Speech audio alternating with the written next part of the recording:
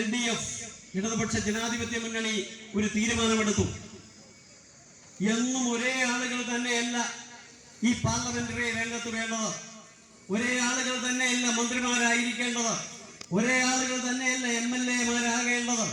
പുതിയ തലമുറയ്ക്ക് അവർക്ക് അവസരം കൊടുക്കണമെന്ന് തീരുമാനിച്ചതിന്റെ അടിസ്ഥാനത്തിൽ ഐസക് സാറിനെ പോലുള്ള തലമുതിർന്ന നേതാക്കന്മാർ മാറി നിൽക്കുകയും അവർ പാർട്ടിയുടെ സംഘടനാ പ്രവർത്തനങ്ങളിൽ ഏർപ്പെടുകയും പുതിയ തലമുറയെ ഈ പാർലമെന്ററി രംഗത്തേക്ക് കൊണ്ടുവന്നതിന്റെ ഭാഗമായി സഖാവ് PP ചിത്തരഞ്ജൻ ആലപ്പുഴയുടെ MLA ആയി നമ്മൾ തിരഞ്ഞെടുക്കുകയും ചെയ്തു.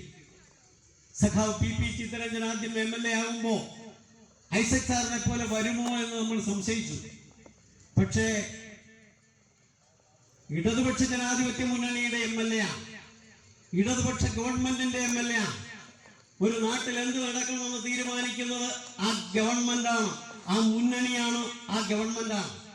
അവർ തീരുമാനിക്കുന്ന കാര്യം നാട്ടിലാകെ നടപ്പിലാക്കുവാനുള്ള ചുമതലയാണ് MLA-മാർക്കുള്ളത്. ആ ചുമതല നിറവേറ്റുവാൻ സഖാവ് PP ചിത്തരഞ്ജൻ ഇന്ന് കേരളത്തിലെ ഏറ്റവും പ്രശംസനീയമായ രീതിയിൽ ആ ചുമതല നിറവേറ്റിയിട്ടുണ്ടെന്ന് പരക്കെ അംഗീകരിക്കപ്പെട്ടിട്ടുള്ള ആലപ്പുഴയിൽ നമ്മുടെ വീട്ടിൽ നിന്ന് നമ്മൾ പുറത്തേക്ക് ഇറങ്ങിയാൽ ഓരോ വികസനവും നമ്മുടെ കൺമുന്നിലുണ്ട്. നമ്മൾ വീട്ടിൽ നിന്ന് പുറത്തേക്ക് ഇറങ്ങിയാൽ റോഡുകളാണുള്ളത്. ആ റോഡുകളെല്ലാം അത്യാധുനിക ടെക്നോളജിയിലൂടെ ഏറ്റവും മെച്ചപ്പെട്ട റോഡുകളായി നമ്മുടെ കൺമുന്നിലുണ്ട്. ഇന്ന് ഗതാഗതം എന്ന് പറയുന്നത് ഇത് വളരെ സുഗമമായി നടത്തുവാൻ കഴിയുന്ന തരത്തിൽ നമ്മുടെ റോഡുകളാകെ മാറ്റുവാൻ ആലപ്പുഴയിൽ കഴിഞ്ഞു. ആലപ്പുഴ പാലങ്ങളുടെ നാടാണ്. ആലപ്പുഴയിൽ എവിടെ ചെന്ന് നോക്കിയാലും മനോഹരമായ പാലങ്ങൾ സൃഷ്ടിച്ചുകൊണ്ടാണ് സഖാവ് PP ചിത്തരഞ്ജൻ കഴിഞ്ഞ 5 വർഷക്കാലം ഈ ആലപ്പുഴയിൽ പ്രവർത്തനം നടത്തിയത്. ഇന്ന് ആലപ്പുഴ പട്ടണത്തിലൂടെ നടന്നാൽ, പണ്ട് കാലത്ത് നടന്നു കഴിഞ്ഞാൽ നാറ്റം കൊണ്ട് നടക്കാൻ കഴിയാത്ത സാഹചര്യം ഈ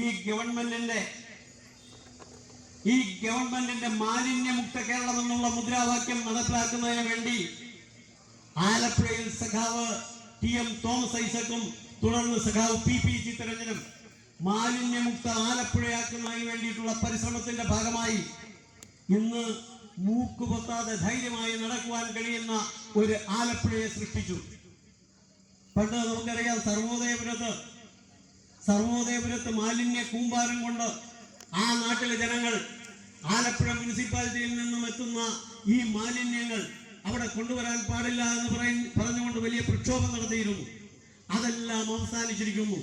ശാസ്ത്രീയമായ രീതിയിൽ നമ്മുടെ ജൈവ മാലിന്യങ്ങളും അജൈവ മാലിന്യങ്ങളും സംസ്കരിക്കുന്ന സംവിധാനങ്ങൾ ഏർപ്പെടുത്തിക്കൊണ്ട് ഇന്ന് ആലപ്പുഴയെ മാലിന്യമുക്തമാക്കുവാൻ നമ്മുടെ ഗവൺമെന്റിനും നമ്മുടെ MLA-ക്കും അതുപോലെ തന്നെ ആലപ്പുഴ നഗരസഭയിൽ നമുക്ക് ഇതിനെല്ലാം നേതൃത്വം നൽകിയ സഖാവ് KK ജയമ്മക്കും ഒക്കെ കഴിഞ്ഞിരിക്കുന്നു എന്നുള്ള യാഥാർത്ഥ്യം നമ്മുടെ കൺമുന്നിൽ വളരെ വളരെ വ്യക്തമായി നിലനിൽക്കുകയാണ്.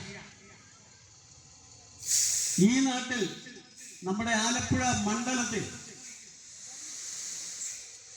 മുഖ്യമന്ത്രിയുടെ ദുരിതാശ്വാസ നിധി എന്ന് പറയുന്ന കാര്യം നമ്മുടെ അസുഖം